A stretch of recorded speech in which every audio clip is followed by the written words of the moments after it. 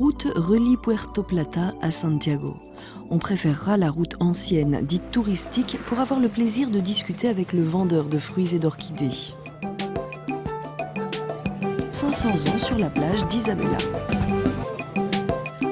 Elles sont belles, hein? Voilà, très bien.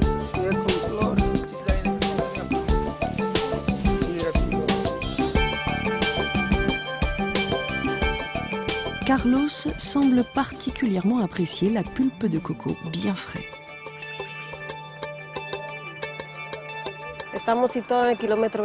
Nous sommes ici au kilomètre 23 de la route touristique, à 20 km de la ville de Puerto Plata.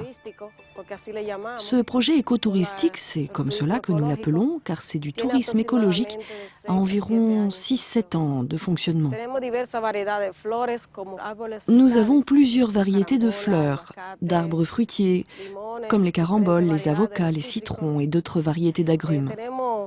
Et nous avons le célèbre higuero, une calebasse que les indigènes utilisaient pour transporter de l'eau, mais aussi comme récipient pour la nourriture.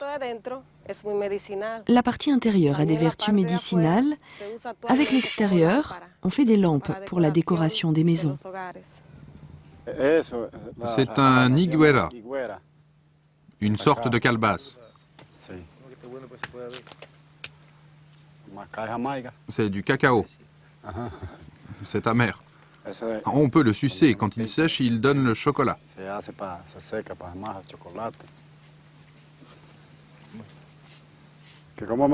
C'est une châtaigne. On l'épluche, on l'ouvre, on enlève l'écorce et on peut la cuire dans l'eau avec du sel. Quand elle est bien tendre, on peut la manger crue.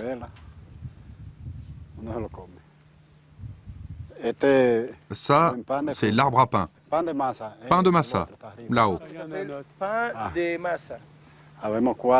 Nous avons 4 ouvriers dans la plantation. Je suis le chef jardinier. Il y a 175 hectares et on va encore en ajouter. Il y a pas mal de moustiques, mais pas de maladies. On nettoie les plantes, on les taille, on travaille et on les soigne bien. Les héliconias, on les replante à partir des plants. On les déterre.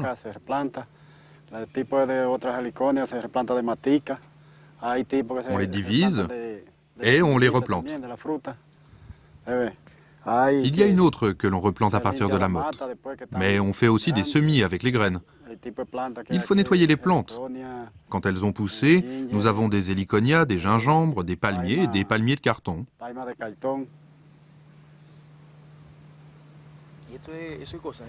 Cajuil. Cajuil, mierda. ¿Hay cajuil ahí? Sí, pero de eso no tiene.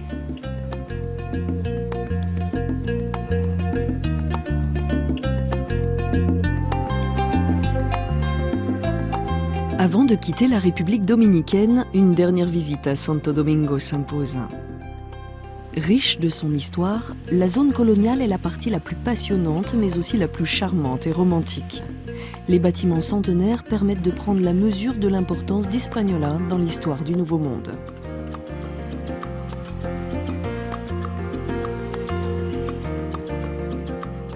Lieu insolite, les Trois Yeux, des lacs souterrains creusés dans le récif corallien envahis par une végétation exubérante, que l'on retrouve au jardin botanique, le plus grand des Caraïbes. Ce jardin botanique a différentes zones. L'une d'entre elles est réservée aux plantes endémiques, c'est-à-dire qu'on ne trouve que dans l'île Hispaniola. Et ici, on peut voir par exemple celle qu'on appelle Canelilla. Plusieurs plantes ont le nom de Canelilla, mais ce sont des plantes aromatiques très utilisées dans nos communautés. En plus, nous avons ici, par exemple, celle qu'on appelle Canito, une espèce endémique exclusive, pratiquement en voie de disparition, celle que nous voyons là-bas. Nous avons aussi parmi les espèces endémiques des arbres utilisés pour leur bois, très importants pour la qualité de leur bois. Cette espèce est remarquable.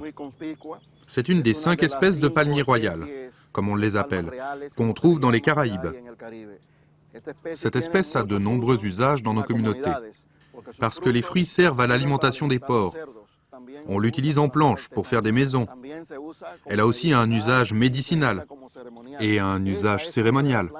C'est une des plantes qui a le plus d'usage en République dominicaine. Cette plante s'appelle langue de vache. C'est une plante endémique de l'île, très rare. On utilise ses feuilles comme savon pour laver parce qu'elle contient de la saponine. Son nom, langue de vache, vient de la dimension et de la forme de ses feuilles. Le jardin botanique national est divisé en 12 ou 13 grandes zones.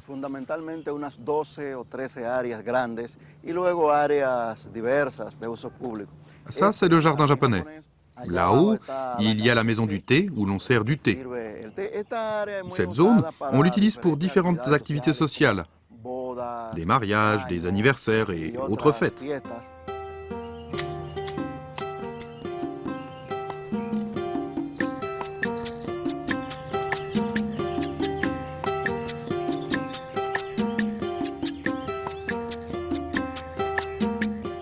C'est ce qu'on pourrait appeler un poumon, et peut-être le premier poumon de la République dominicaine. Des étudiants nous rendent visite, aussi bien des écoles primaires, secondaires que des universités.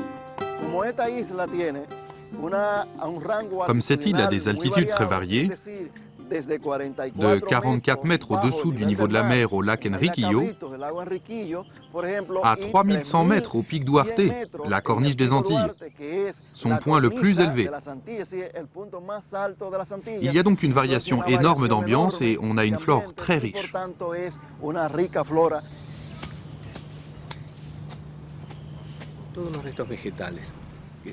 Les résidus produits par le jardin peuvent remplir 6 à 7 camions par jour. On les broie dans cette machine et ensuite on les mélange à ce résidu animal pour faire du compost.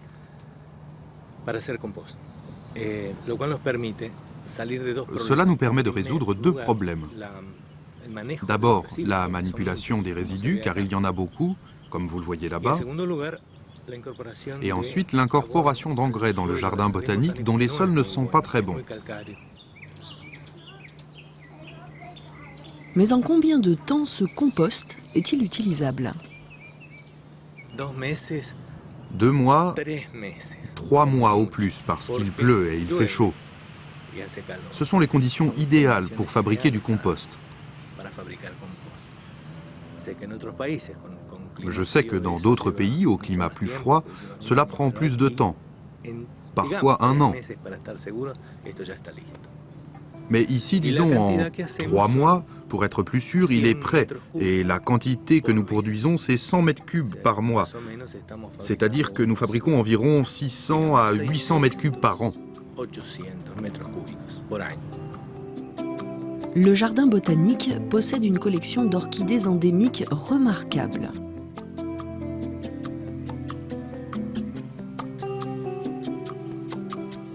Vous pourrez même suivre le travail des jardiniers rempotant les jeunes plants. Des conseils inutiles pour Paul Temple, un Anglais passionné d'orchidées installé à Constanța. Ces orchidées sont assez difficiles à trouver quand elles ne sont pas en fleurs. Elles sont juste vertes, et du vert dans du vert, c'est dur à voir. Surtout, je suis passionné par les toutes petites orchidées. Et trouver les petites, c'est vraiment très dur. Elles sont aussi victimes de gens qui les cueillent sans savoir ce que c'est. Elles disparaissent donc et elles sont de plus en plus rares. Le ministère du Tourisme, le gouvernement, les agents du parc, tous les officiels pensent qu'il est très important de les protéger. Et ils ont fait un très bon travail en créant le parc national. Mais le public a du mal à comprendre l'intérêt de la protection. Et cela crée des problèmes avec une partie du public. Certains continuent à prélever, surtout des touristes, aussi des Dominicains qui ont des jardins, des personnes riches.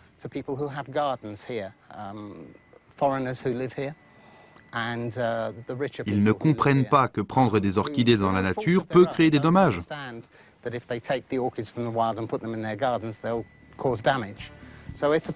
C'est difficile.